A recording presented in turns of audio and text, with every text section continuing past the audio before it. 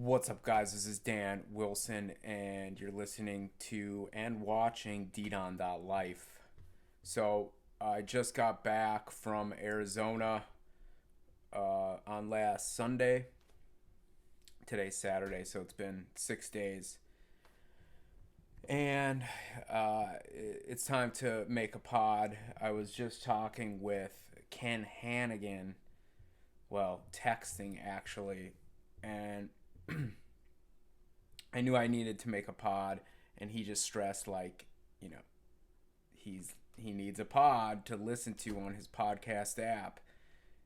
I get into that habit where I'll check the podcast app, see the new episodes, listen to the ones I want to listen to, and then like an hour later I go back, try to refresh it to see if there's any new episodes, and I'll keep refreshing because there's no new episodes. So it's like you need a new episode. You refresh it thinking, I want a new episode. And sometimes there's just not enough episodes. So we want to keep making new episodes. I'm stoked because I'm on the Zoom Q8 and it's got the microphone on it. So I don't think it's quite as good as my Shure microphones that I can also use on this, but I'm using the built-in one. The thing I like about this is that I'll be able to upload the movie file to a place like YouTube, even though I think I'm going to go to Rumble. But I can also take the WAV files and put them to the podcast app, so that is cool. Anyways, what I wanted to talk about today is I got back from a road trip with Omina. We went to Arizona. We were gone for over a month, and it was pretty much all of January and a lot of February. I got back on the 14th, and we were on the road, so we did a road trip. It'd be a long episode if I told you the whole trip. Maybe that would be another episode. Maybe I'll do that soon, but one of the key takeaways from that episode or from that road trip was that it was great. Absolute blast. Arizona. Spent 3 weeks in Sedona thanks to Peter. He gave us a room at his place. Red Rock views on both ends of that place, which is awesome. Great sunset room. You could watch the sunset from your bedroom.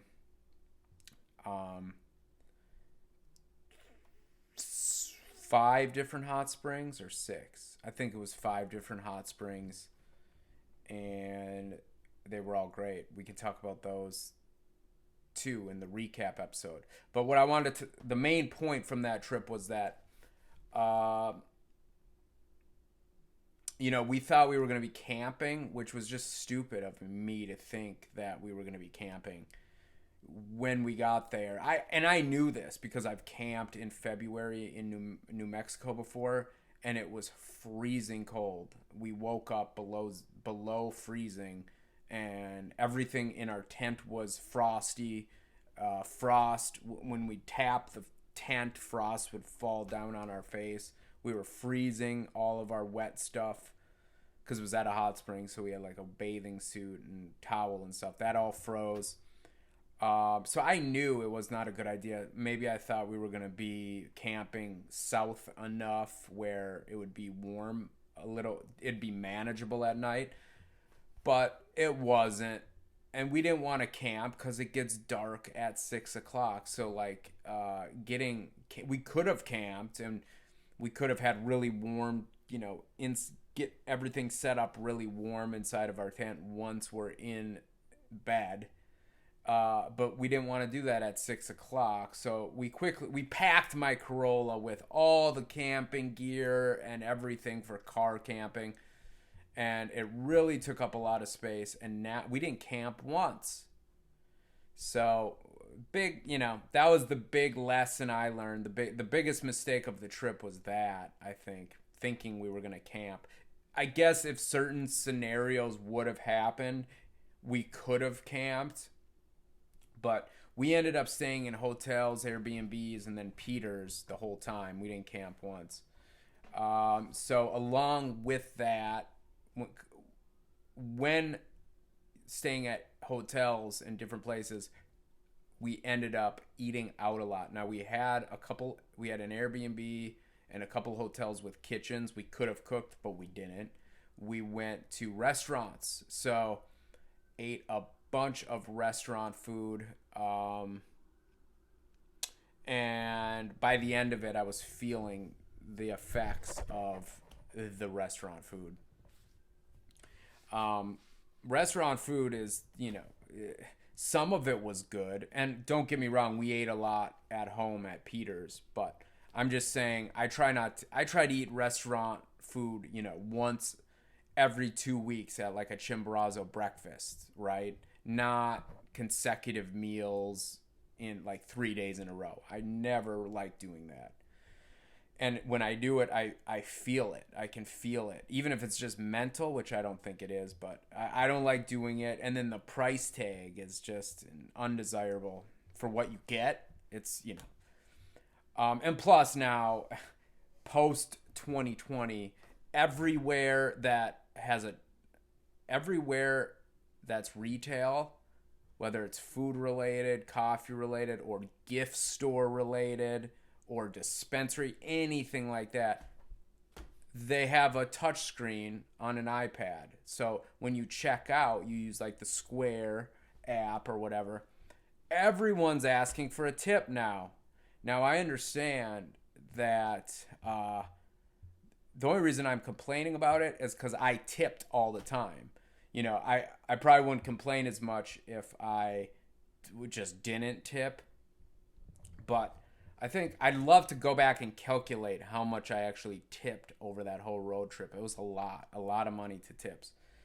And I'm not complaining I'm glad that they got their tips. I support tipping. That's why I tip. It's not just the pressure I feel from the person standing on the other side of the counter.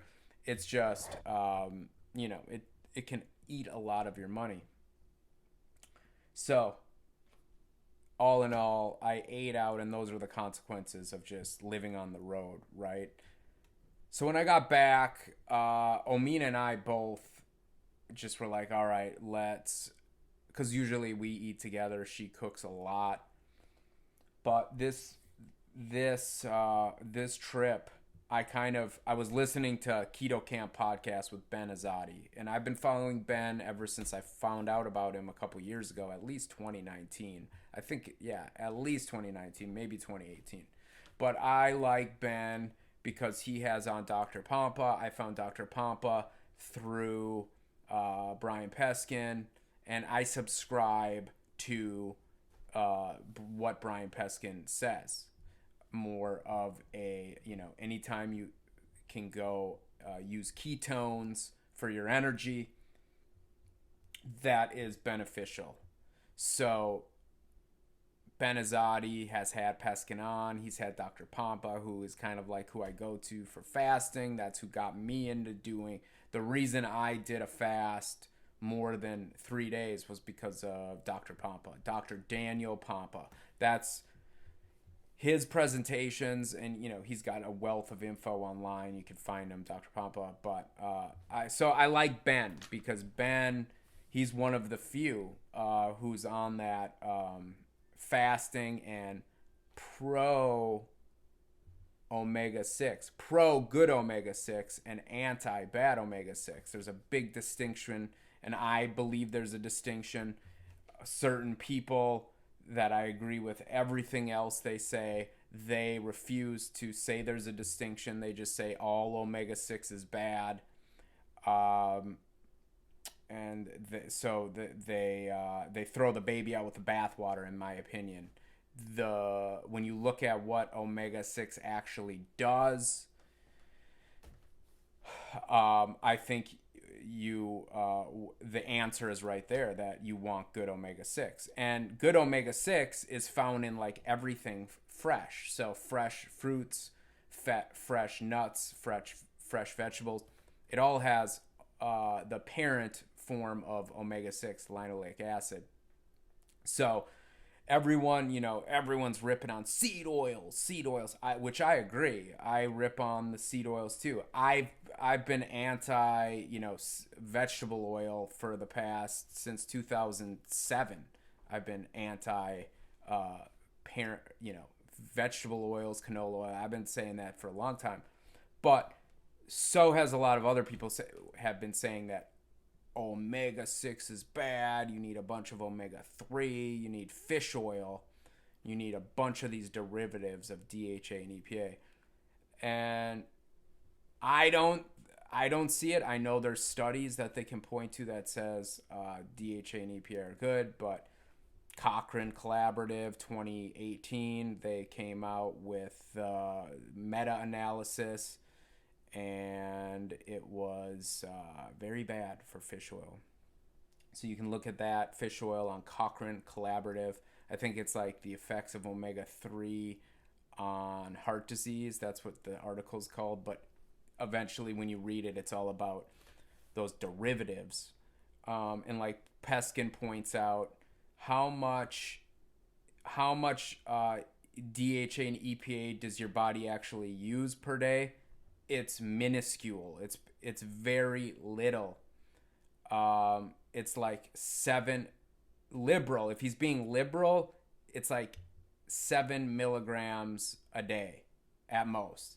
And people are taking 750. Some people are taking up to a gram.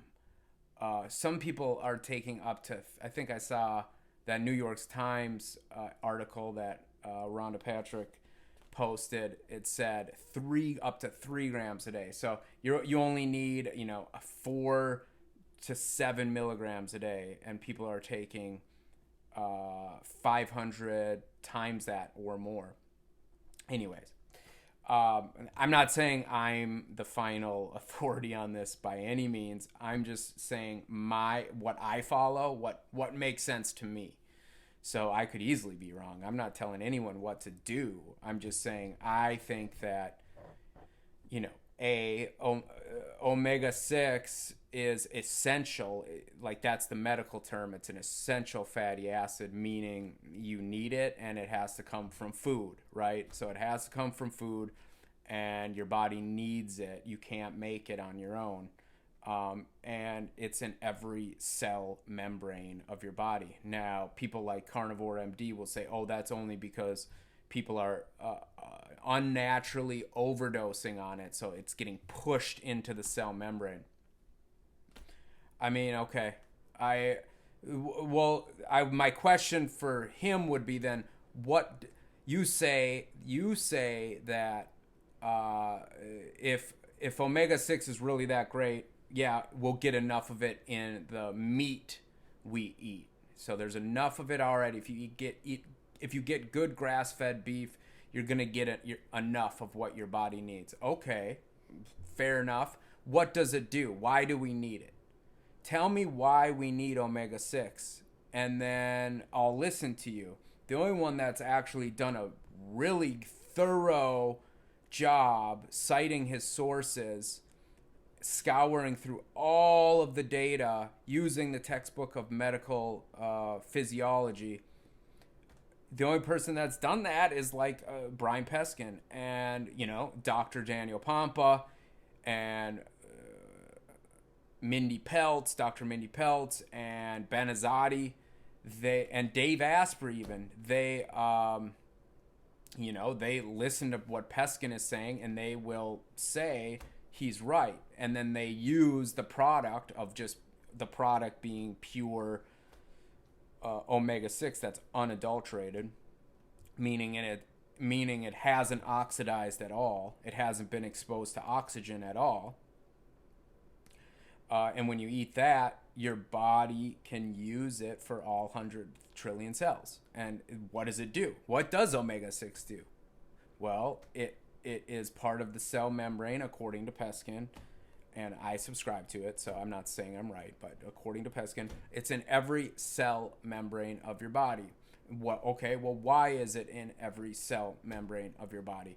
It's the doorway from the blood into the cell for oxygen. So if your cells are going to use respiration, they go through the highly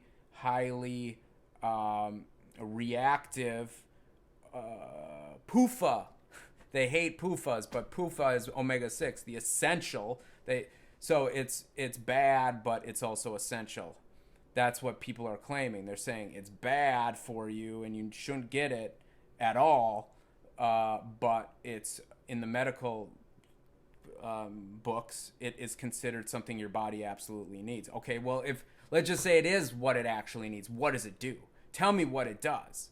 Why is it an essential fatty acid? You say omega-3 is an essential fatty acid and we're not getting enough of it, and you say what that does, but what does omega-6 do? Why is that an essential fatty acid? Don't just tell me we need less of it. Tell me what it does, and then we can figure out how much we need, because then we know what it does. So people, Carnivore MD, who I listen to and like, and I'm going to get into why I'm following his advice, Carnivore MD. I just think I'm going on a rant on why I like Ben Azadi. Ben Azadi, to me, he recognizes the nuance of omega-6. Anyways, I've been taking an omega-6 supplement since 2007, and I'm doing well. So I have, it's heavy in the skin, and your skin needs omega-6, so I feel like I'm doing a good job with my skin. Anyways, the point of this podcast is I did really bad with eating, so did Omina. I did really bad with food, so I'm doing carnivore diet. I've never done carnivore before, where it's you just eat animal products. And before the trip, I was kind of like on more of a plant-based, raw foods with a little bit of meat hint.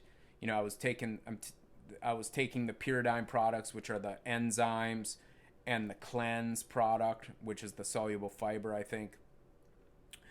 I did that after my 7-day fast.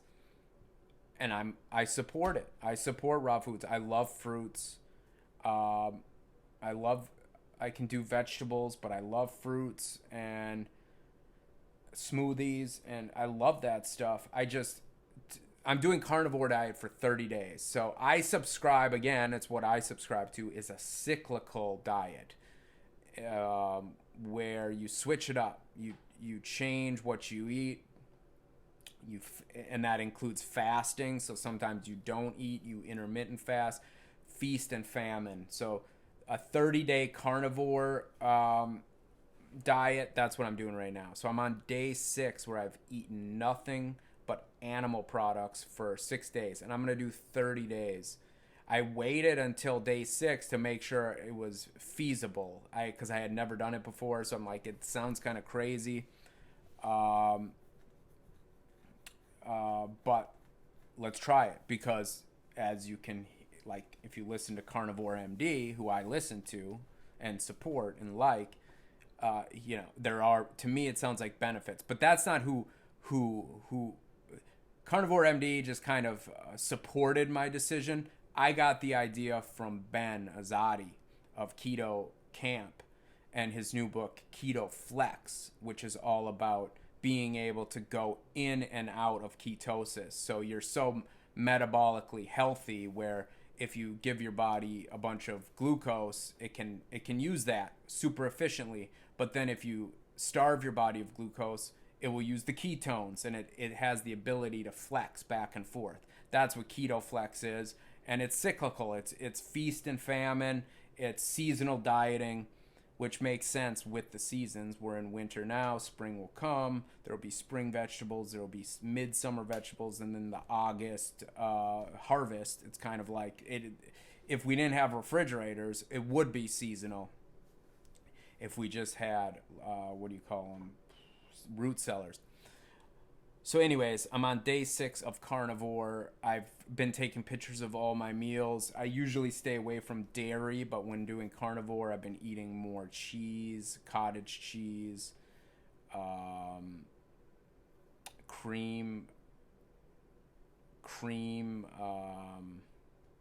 sour cream.